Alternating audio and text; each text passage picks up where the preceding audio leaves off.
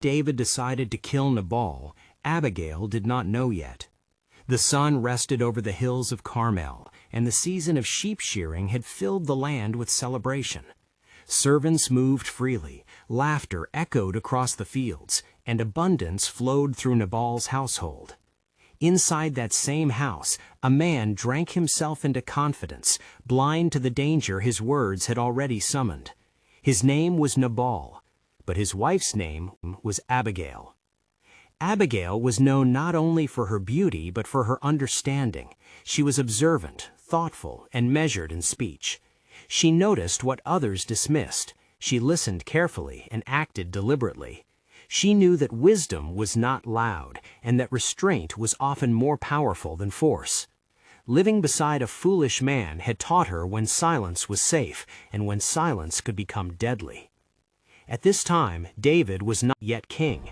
Though anointed, he was still a fugitive, hunted by Saul and forced to live in the wilderness. He and his men survived on the edges of society, moving from place to place, protecting flocks, watching over shepherds, and asking nothing in return.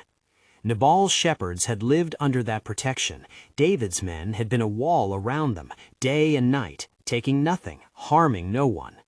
When the season of abundance arrived, David sent messengers to Nabal. It was not a demand, it was an appeal to kindness. He asked for food, for provision, for recognition of what had been done in goodwill. The request was respectful, measured, and timely. Nabal responded with contempt. He mocked David's name. He dismissed him as a runaway servant. He refused to give anything, speaking recklessly as though words carried no consequence. The messengers returned empty-handed, carrying not food but insult. When David heard Nabal's words, anger rose quickly. This was a man already weary from running, already burdened by injustice. He strapped on his sword. 400 men followed him. This was not a visit. This was judgment. By nightfall, Nabal's household was marked for destruction. Before David could arrive, a servant ran to Abigail. His voice trembled as he explained everything, how David's men had protected them, how they had shown restraint, how Nabal had repaid kindness with scorn. Then the servant spoke the words that mattered most.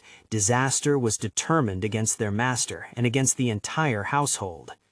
Abigail understood immediately. This was not a moment for debate, not a moment to confront her husband, not a moment to hesitate. Lives were already hanging in the balance. She moved quickly. Bread was gathered, wine was poured, sheep were prepared, raisins and fruit. She loaded the donkeys herself, organizing the provisions with care. She did not tell Nabal, because wisdom sometimes must move faster than permission, and delay would cost too much. She rode out alone. As Abigail approached, she saw David descending through a narrow valley. He was armed, surrounded by men, his resolve already formed. This was a man capable of great faith, but also of great violence. One wrong moment, and blood would be spilled. Abigail dismounted and fell at his feet. This was not weakness, it was discernment.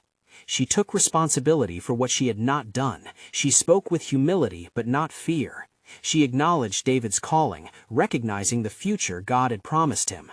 She reminded David that the Lord fights his own battles, and that shedding innocent blood would leave a stain David did not need to carry into his kingship. Her words were steady, thoughtful, timed perfectly.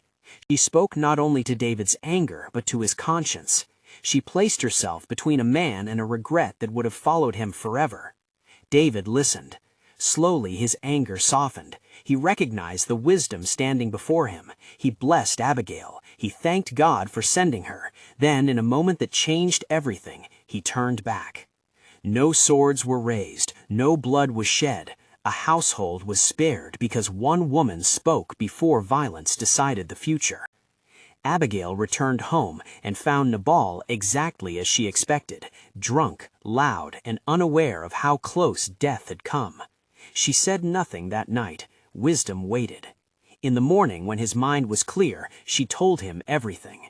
As Nabal listened, the weight of it struck him, how close he had come to destruction, how his household had been spared without his knowledge. His heart failed him. Within days, God judged Nabal, and he died. Abigail was free. When David heard of Nabal's death, he sent for Abigail, not as a reward and not as a spoil, but as a woman whose wisdom he recognized.